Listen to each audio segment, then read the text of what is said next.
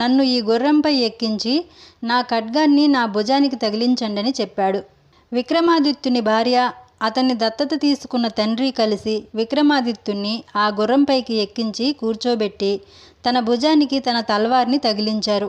ఆ గుర్రంపై కూర్చున్న వెంటనే విక్రమాదిత్యునికి కాళ్ళు వచ్చాయి. ఖడ్గాన్ని భుజానికి తగిలించిన వెంటనే చేతులు వచ్చాయి.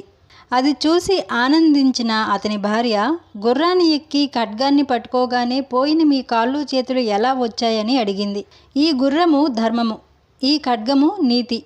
నేను చేయని తప్పుకు అధర్మంగా శిక్షను అనుభవించాను కాబట్టి ధర్మదేవత నన్ను ఆ శిక్ష నుండి తప్పించి కాపాడింది.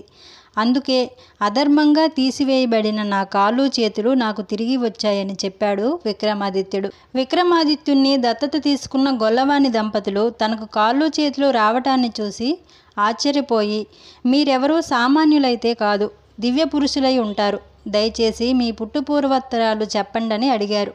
ఎంతైనా తనని దత్తత తీసుకున్న తల్లిదండ్రులు కాబట్టి వారు అడిగేసరికి విక్రమాదిత్యుడు తానెవరో, ఎందుకిలా గోప్యంగా బ్రతికాడో, చేయని తప్పుకు ఎందుకు ఇంతకాలం శిక్ష అనుభవించాడో తన పూర్వ వృత్తాంతాన్నంతా వాళ్లకు చెప్పాడు.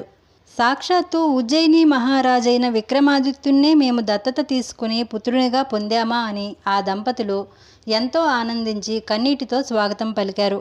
నెయ్యి అమ్మిన వాని ఇంట్లో ఉన్నది ఉజ్జయిని మహారాజైన విక్రమాదిత్య మహారాజుని తెలుసుకుని విదర్భరాజు ఎంతో సంతోషించి తన కుమార్తె విక్రమాదిత్యున్నే వివాహం చేసుకోవటం ఎంతో గర్వించదగ్గ విషయమని భావించుకుని మంది మార్బలంతో ధనకనక వస్తు వాహనాలతో సైన్యాన్ని వెంటబెట్టుకుని విక్రమాదిత్యుని దగ్గరకు వచ్చి, అన్యాయంగా అనాలోచితంగా ప్రవర్తించి మిమ్మల్ని శిక్షించాను.